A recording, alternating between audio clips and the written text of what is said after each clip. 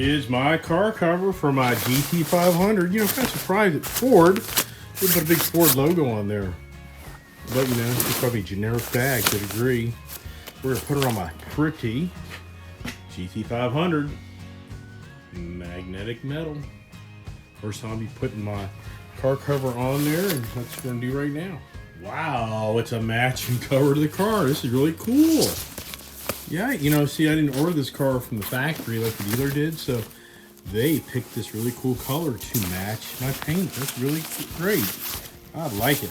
Wow, this is a really nice car cover. So just anybody knows out there, Ford did a great job on supplying the Shelby car cover, and it's like silk.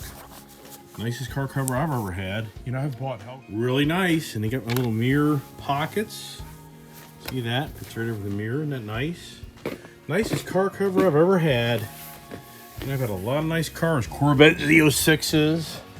Got a Toyota Supra right there. And this, of course, you have to pay for it, but maybe I just don't realize I need to be buying these nice car covers for these other cars from the factory that are specifically designed for the...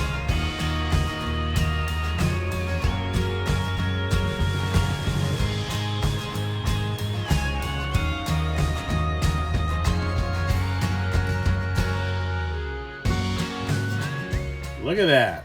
Wow. Good job, Ford. I'm impressed. Nice body wrap.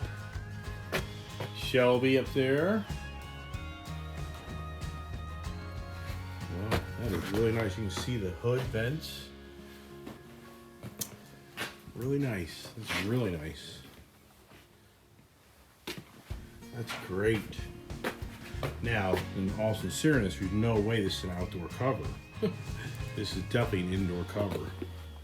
So, GT500 logo there. Anything on the back? No, but really good job.